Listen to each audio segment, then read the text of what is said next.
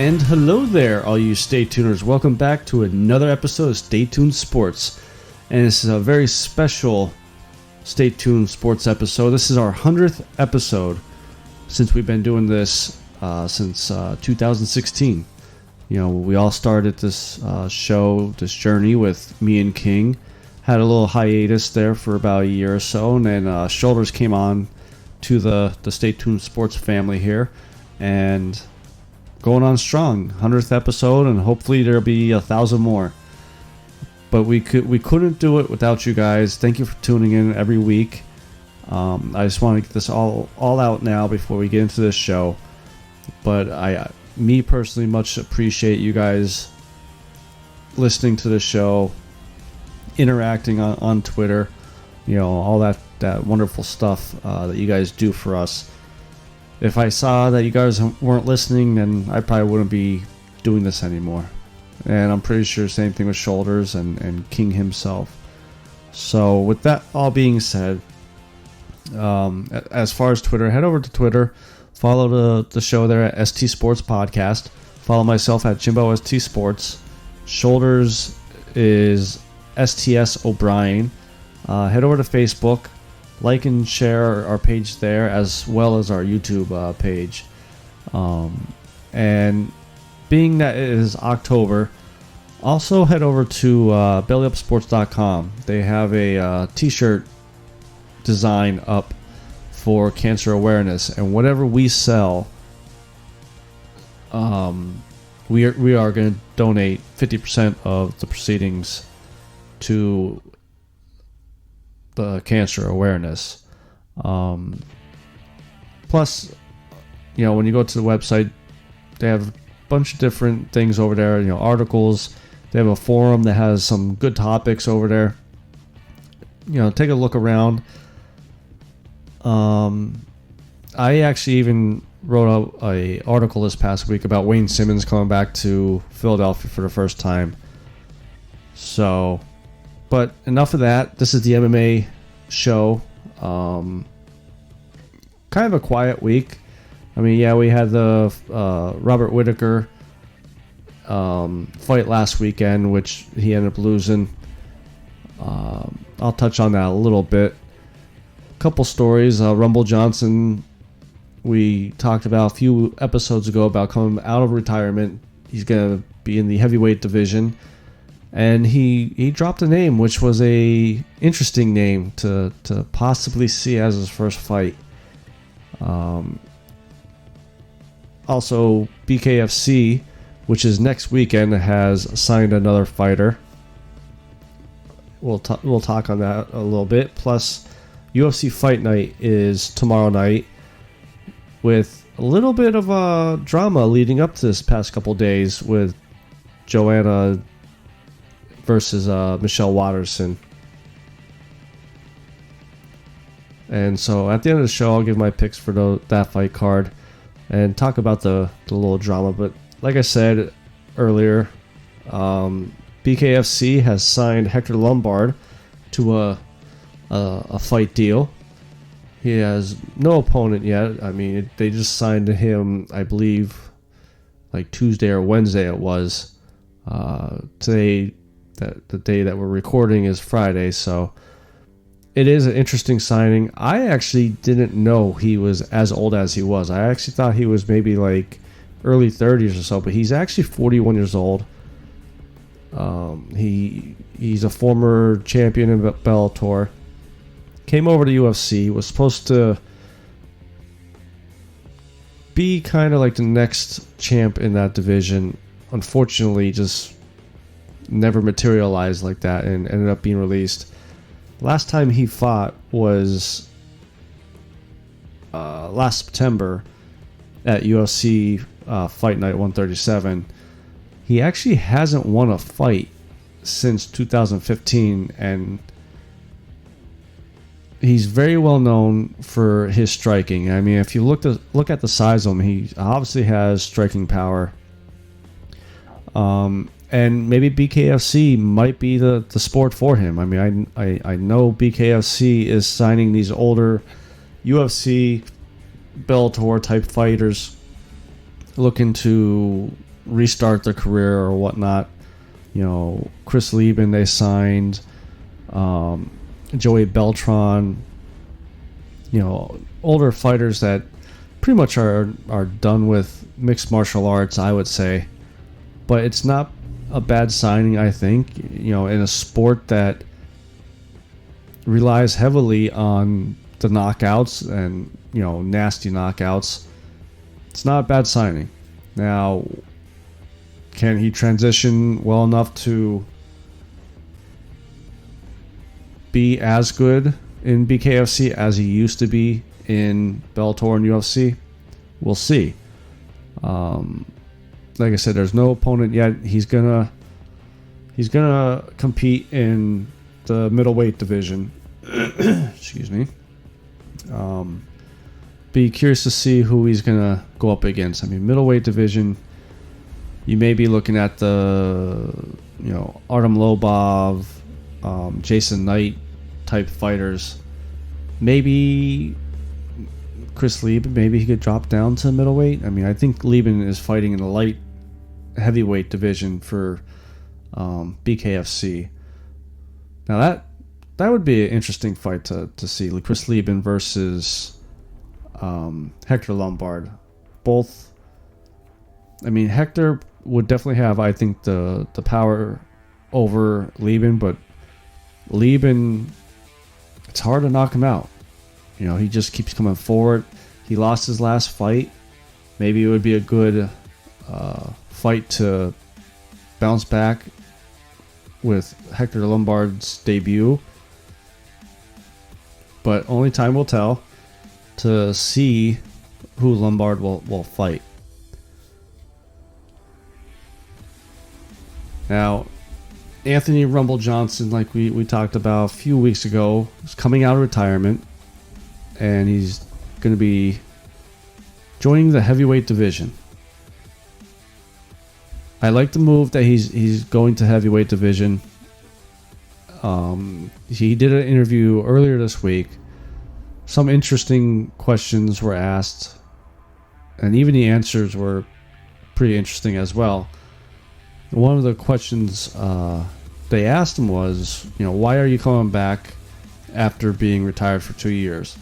And he basically said that after watching the Stipe and DC fight, it just motivated him to come back. It was such a good fight, and it was. Both fights, actually, I enjoyed. And I actually can't wait to see the third fight between those two. I'm also happy that Johnson is not going back to light heavyweight because John Jones owns that division. I don't see anybody touching Jones anytime soon. Even if Rumble came back to 205, I'd be worried about the ring rust, going up against a John Jones like that. That's a fighter you don't want to come back to fight after a 2-year layoff. But the reporters asked Johnson, why did he decide to retire, and he said he was burnt out, and he actually didn't do any type of MMA for those 2 years. Even watched about 3 fights during that time off, so he barely knows any of the fighters. And coming into the heavyweight division, he feels there's basically no face of that division.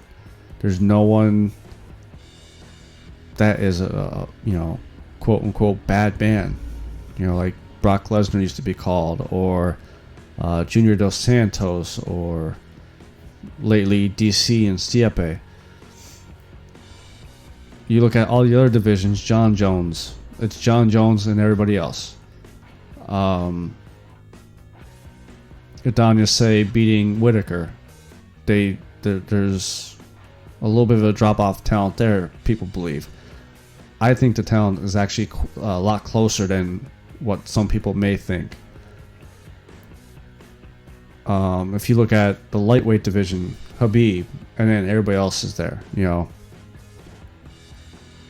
And then, Rumble Johnson's biggest strength is his power.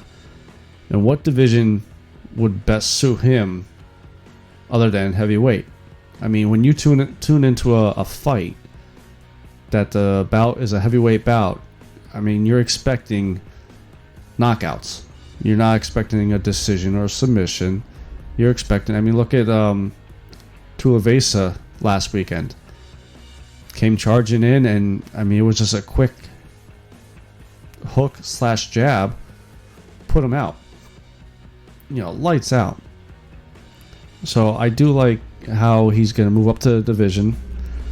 And he said the only person that really could be scary in that division is Francis Ngannou.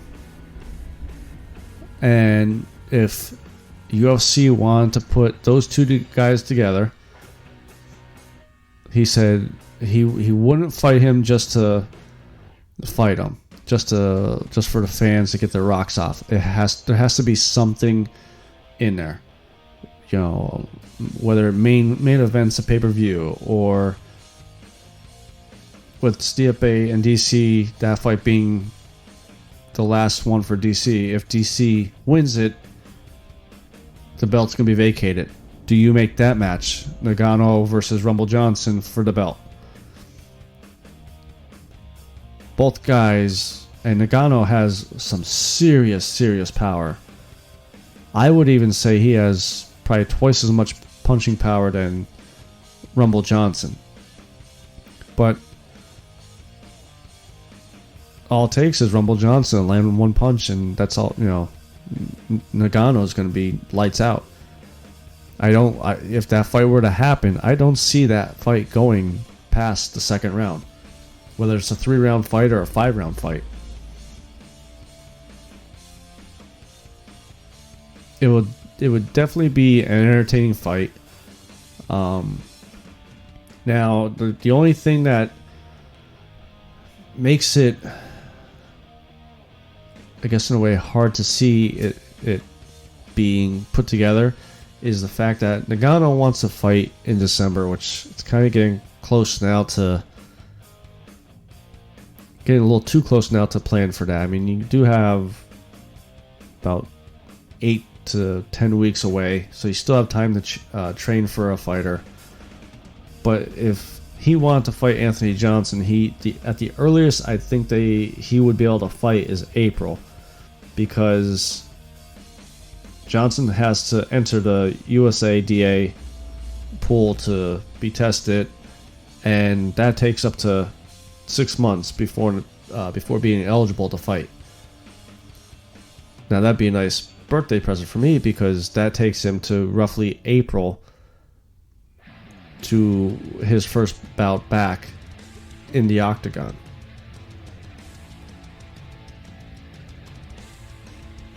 Now, so if you do that in April, just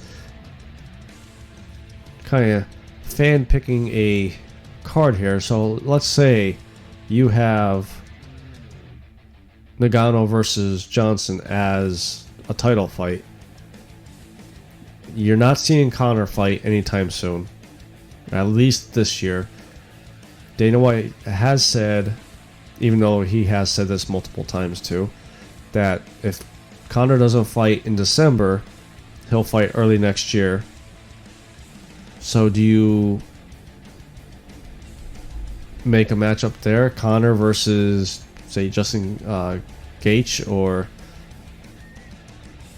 I don't think you put Tony Ferguson and Khabib as a co-main event there. I think they would be the main event on a pay-per-view card. What other fights would you be able to put underneath a Rumble Johnson Francis Ngannou fight? Either way, I definitely would be for that. Maybe another person I would like to see fight Rumble Johnson would be Junior Dos Santos. I don't think Rumble Johnson is going to be fighting a low-end top 10 guy. I think he's going to be fighting the top 5 guys. I mean, when he retired back in 2000, what was it, 17, 2000? Yeah, I think it was like 2017. He was right there for the title fight. So, it's not like he drops down the ranks. I don't think he drops that far down the ranks. So I would definitely still give him a top 5 guy. You got Cain Velasquez being in the WWE now. He dropped out of the USADA pool, so he's not eligible to fight no more in MMA. So the heavyweight division is starting to thin out a little bit again. Because again, you're losing DC early next year. Kane is gone. Junior Dos Santos, even though I just said I'd like to see him fight Rumble Johnson, he's getting older. Stipe is getting older. A lot of heavyweights are starting to get a little bit older now.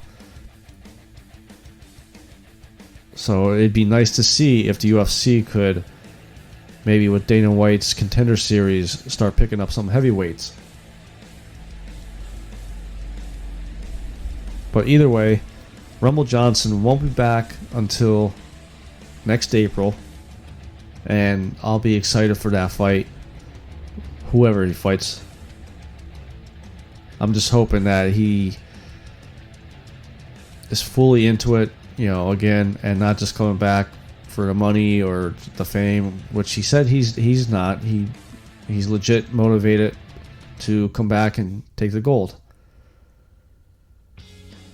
Now, we have UFC Fight Night this weekend.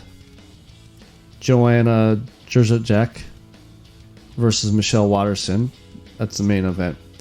But to kick off the fight night, we have Eric Anders versus Gerald Meerschaert at middleweight.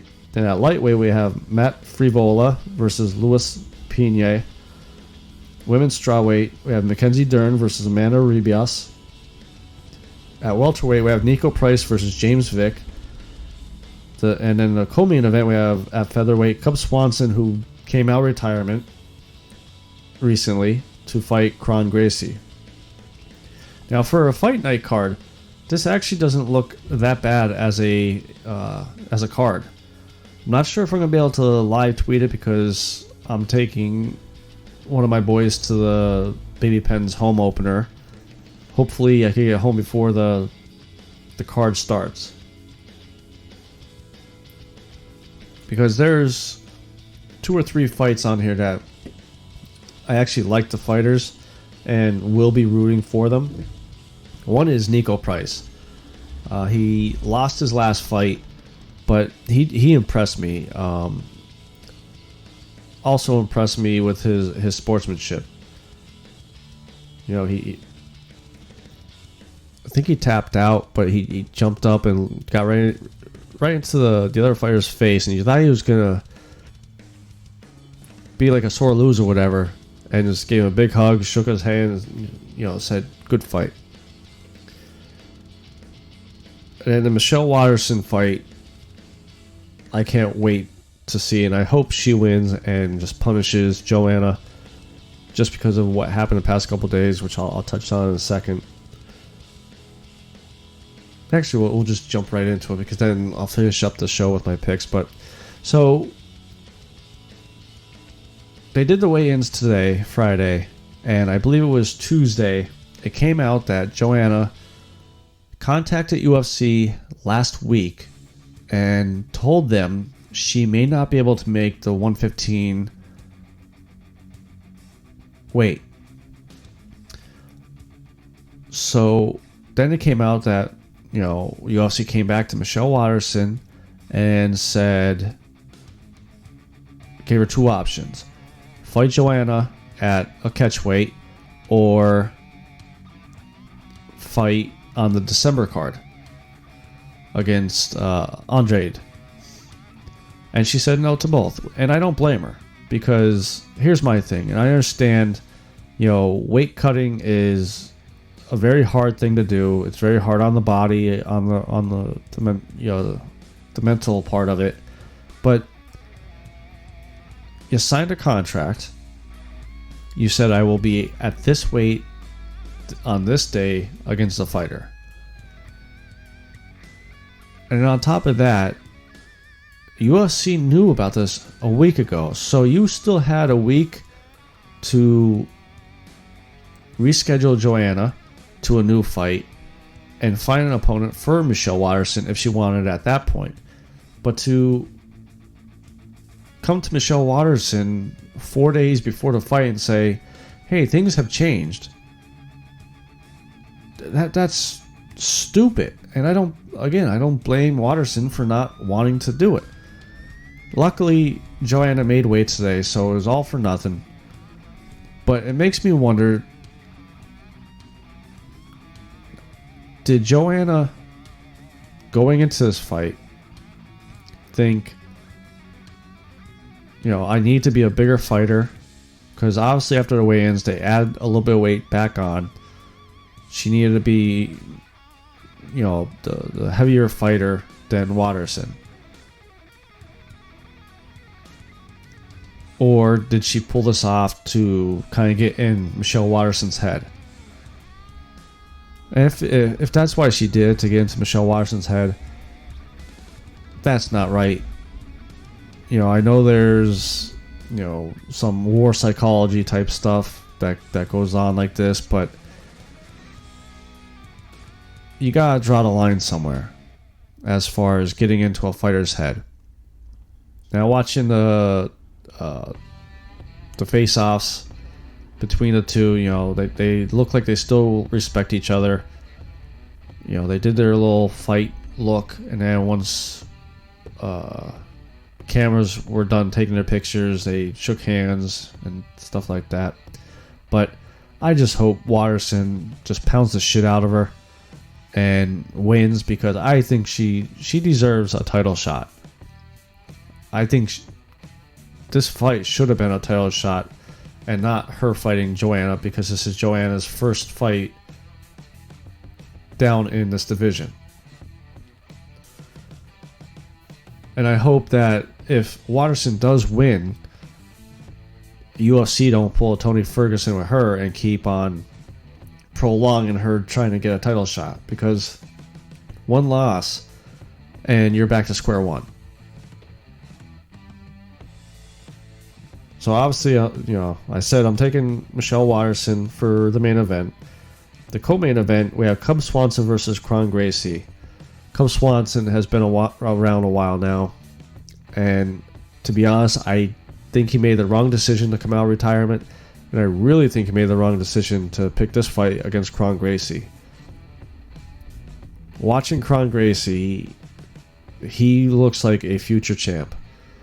Maybe not next year, maybe late next year. I could see him having a belt around his waist, especially in the featherweight division. It just, I think featherweight is Max Holloway. I mean, that would be an awesome fight to see. Max Holloway versus Kron Gracie. Because the more fights Gracie gets, the more he could hone his skills a little bit better in fight, and not just with training and practice. Then we have Nico Price versus James Vick. This should be a good fight. Like I said, Nico Price, he's tough. He's a tough son of a bitch. James Vick, I think, is slightly overrated. I don't think he's that good, but sometimes rises to the occasion and makes a fight a good fight. This one I could actually see going to like third round or the decision and being a close decision. But I'm going with Nico Price. I think he's the tougher fighter, and I think he could pull this out. Which I hope he does, because really became a fan of his last fight. Then before them, we have Mackenzie Dern versus Amanda Ribas in the women's strawweight division. Mackenzie Dern, to me, is another overrated fighter. I don't think she's as good as everybody makes her out to be. She's a decent fighter, I think. I'd say a top 10 fighter. She's not a top 5, I don't think. And I don't think you're ever going to see her win a belt. With that being said, I'm going to go with Amanda Ribas. I believe this is Dern's first fight down strawweight. She's trying a different division. She had a hard time making weight at the last division she was in. And as we all know, moving to a different division, a lot of times it's a hard turnaround for a fighter to get used to. So I definitely think she's going to lose this fight. And then before them, we have Matt Frivola versus Luis Pena. Pena, I just think, is another one that is an up-and-comer, possibly being a champion. Now, granted, he's in the lightweight division, so he would have to go through Khabib, but he's very good on the ground. And I think style-wise, against Khabib, it'd be interesting to see because he's so good on the ground, and Khabib's wrestling is so good. His ground and pound. It'd be nice to see who would be the dominant fighter. So definitely going with Pena there. I see a submission by second round. Hopefully I have better picks this week than I did last week. I think I only got like 2 right. But so that's going to be it for our 100th episode. I was hoping to have some callers on today. Unfortunately, ran out of time. But before we go, head over to Twitter. Follow us at ST Sports Podcast. Follow me, my personal one, at Jimbo ST Sports. Head over to Facebook. Like and share our page there. Subscribe to our YouTube channel as well. And like I said, head over to bellyupsports.com. They have a cancer awareness shirt there. Buy it. Half of the proceedings will be donating. So all goes to a good cause. And I think that's it. Like I said in the very beginning of the show, I'm very thankful for you guys tuning in every week. Couldn't have done this without you. And we are still growing. We still have some things in the pipeline that we're working on that you're going to see over the next few months. We have some t-shirts right now on Teespring. If you go to our Twitter page, we have the Teespring page pinned to our account. Just click that. Takes you right to all the t-shirts, the hoodies, everything that you might want to get. But we will be adding a lot more over the next few months and few weeks. So till next week, this is your good friend Jimbo, signing out.